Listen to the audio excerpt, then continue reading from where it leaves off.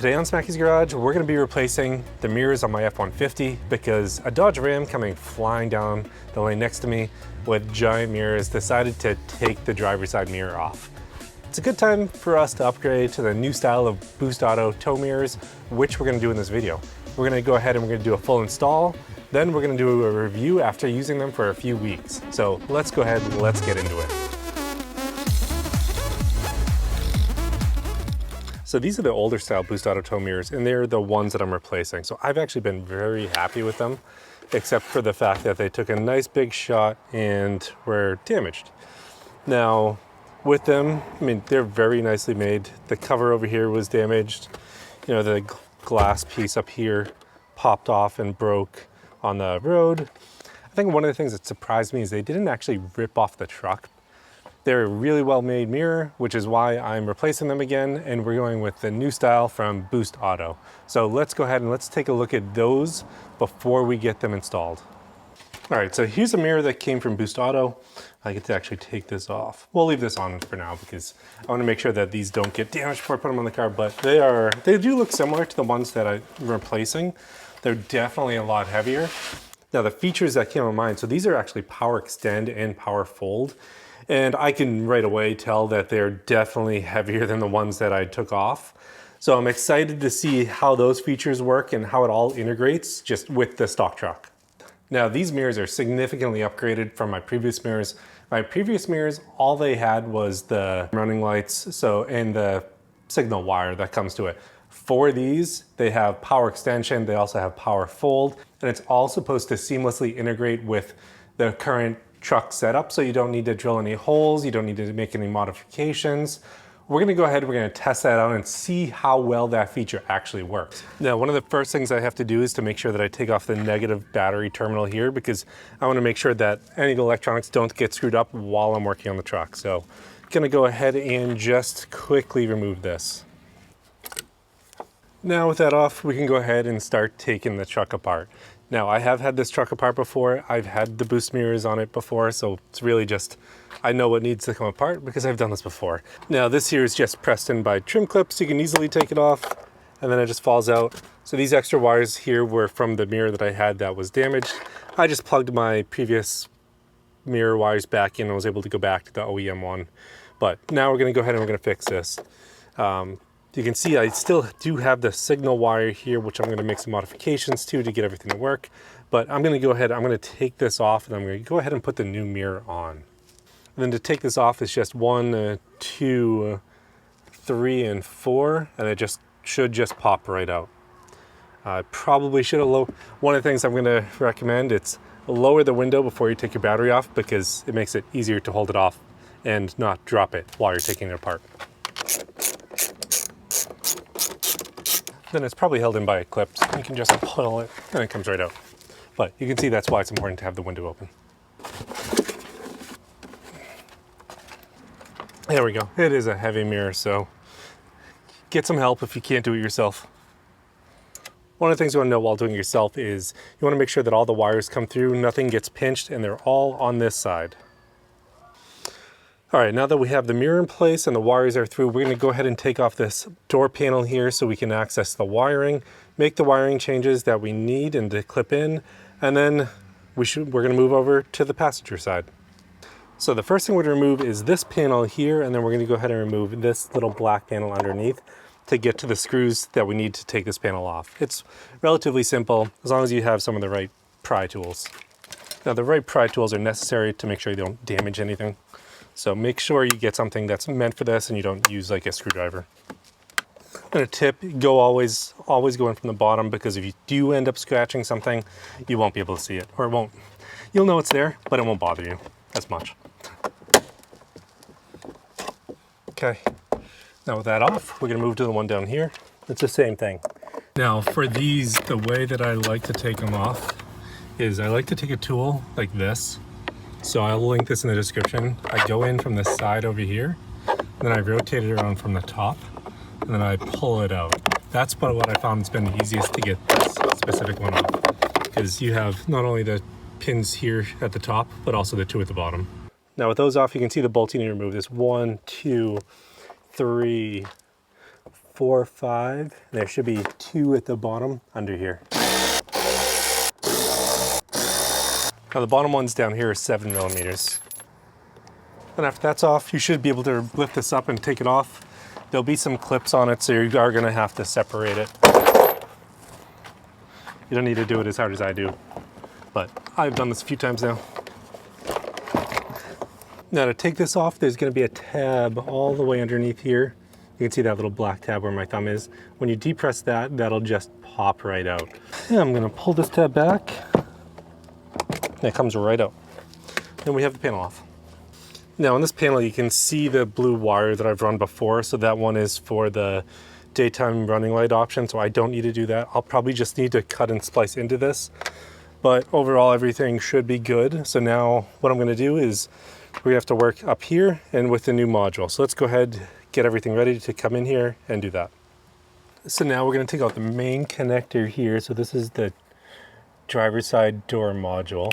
I'm gonna push this little pin in and pull down. Now we're gonna have to make modifications, not to this, but we're gonna have to splice into wires 1 and 2, which on this one are red and black. But I'm gonna confirm that by looking for some numbers. This one isn't labeled, but number 2 is black, so that one I will infer as 1. So I'm gonna go ahead, I'm gonna actually pull some of this tape off and work it back, and then we're gonna go ahead and splice into it. I'm gonna go ahead and bring wires 1 and 2 to the surface, or else to the side closest to me, so I have the best access to them. Now we're going to use wire taps to get these to connect. So we don't have to cut and splice the wire. You can if you want, but if you look at these, so the wire itself goes into that area right there, and then you collapse it. And what it does is it actually cuts through the protective coating and gives you a circuit that you can plug into. So when you close this, you can see that it's going to come down, it's going to push the wire into there, make contact with it, and then there'll be a place where you slide your connector into, and that will make contact, giving you access to those wires.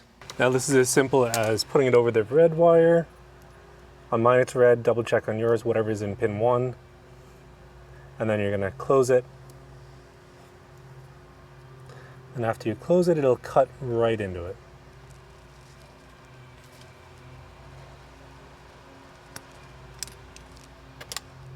So there's one, you can see it's in place, it's connected. Now that we have both these in, you can see there's a red wire and black wire. Both these connectors are in.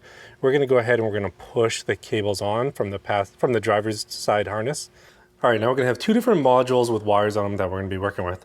Now the driver's side one here has 2 wires coming out of her, 2 connectors. I actually just plugged these in, and the passenger side one, for the passenger side door, only has 1. So we're gonna go ahead and we're gonna start with this one on the driver's side door, now that we have that one taken apart. So there's gonna be a red one, which is going to red. I'll push it all the way on. And then we're gonna put the black one in on the black one. So the black wire is here, black wire is here. So we're gonna connect these. Okay, now with both those in, we're ready to start pulling things back together. So this I'm gonna go ahead and push back into place. Now it just becomes about routing wires. So with this, I'm gonna go ahead and we're gonna route the wires to where they belong. So we have this red and black one, those stayed down, but everything else is gonna make its way up and behind this. So I should be able to just lift this up. And when I do lift it up, just slide out of position. So I just needed to pull one side off. So we're just gonna do that. So I'm gonna go ahead, put these 2 behind it, and then I'm gonna run them through the back in here. I'll show you a little bit easier in the video. I'll come and zoom in next, and I'm gonna go ahead and push it back into place. And then you can see I have all the connectors that I need up here. So these 2 black ones, I'm gonna make sure that the wires are matching. So this one is going to here. This one is like going to here. Those colors are matching. This black one is going to the module, which is down below. So I'm actually gonna run it just around here, just to cut some of the wiring out. And then this will connect up into here. Now with all those in place, I'm gonna make sure all these wires get pulled down and tucked down here. So I'm gonna go ahead and pull this down because it's gonna be connected to there. Okay, now with all these wires down here, What they suggest doing is taking this, tucking it up here, and then plugging everything in. So what I think I'm gonna do is I am gonna tuck it up here. Then I'm gonna take a bunch of zip ties. I'm gonna zip tie it here just so everything stays in line, then to clean everything up. But after that, we should be good to go onto the other side. You know, we still have this to deal with. So this is the connector from my previous truck, but should be simple enough. All right, so everything is now wired up and you can see everything's nicely tucked in, maybe a little bit more work to do there. But what we're gonna do is I'm gonna go ahead, I'm gonna do that other side first. You know, I don't need to do that on camera, but I'll do that and then we'll see how everything works together. All right, so on passenger side, one thing to note is when you take this off, these aren't gonna be red and black like they were on the driver's side. You know, you can see here it's yellow and red and then black. The red goes to pin 1, which is the yellow and red on mine, and then black will go to the black over here. So make sure you check this and connect it correctly. All right, now the one thing we didn't cover in the video was the running of the blue wire that's right here. So that wire runs all the way up to here, and it runs inside there. It connects for the daytime running lights. All right, while doing this, I learned something. It is so much easier if you take this speaker out and work from behind the speaker to get everything out and out of the way to remove this clip. In the boost video, they say to put your arm through here and get to here. My arm doesn't fit. So by taking the speaker out, it is one connector here, 4 screws. I was easily able to get over there to move the wires through. Now, one of the things that I learned while doing this is it's easier to connect the wire here and then pull through this end to move the wire from here to here. I don't find it easier to push the wire from here through. So I'm going to go ahead and I'm going to pull this one through. Now, because I already had this feature on my truck before and I'm just upgrading my boost mirrors, I didn't need to run that wire again, which I would say is pretty awesome. So overall, like, it probably is a hour job to get these in if you're looking to upgrade from the previous boost mirrors to these ones. All right, so we're in the truck. Everything seems to be back together, and now we get to check if everything's gonna work. Now, I guess to work it, you press on the left side over here, then you press left, left, right, right, and you'll hear some beeping. So that beeped, so that means they should be functional. So if I push left on here, they should extend. Sweet. If I push down, they should both fold in. Nice.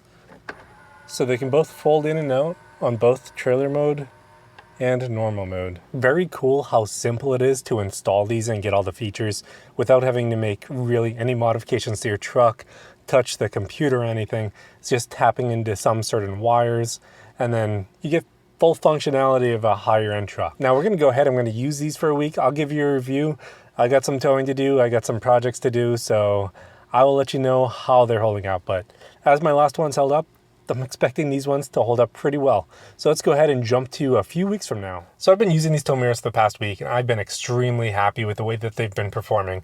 You know, I've said this in my last video, but the boost tow mirrors are pretty much they're really close or they're at OEM quality, and the performance of them is great. The wireless system that talks from mirror to mirror and for extensions as well as folding in works flawlessly. And I'd say the upgraded aesthetics on them look awesome as well. So I've been extremely happy with the tow mirrors. Now from a functionality standpoint, extremely happy as well.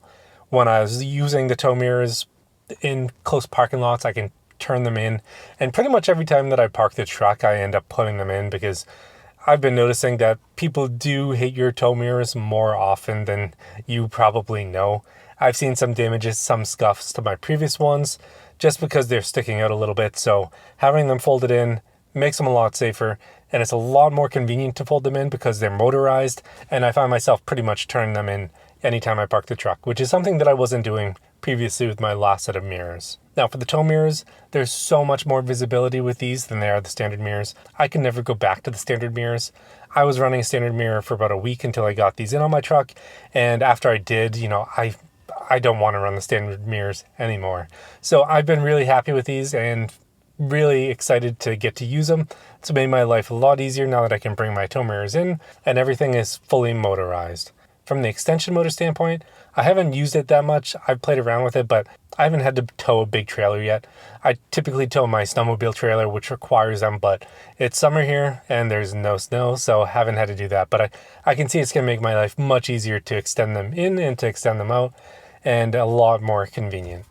In short, very happy with these upgraded tow mirrors.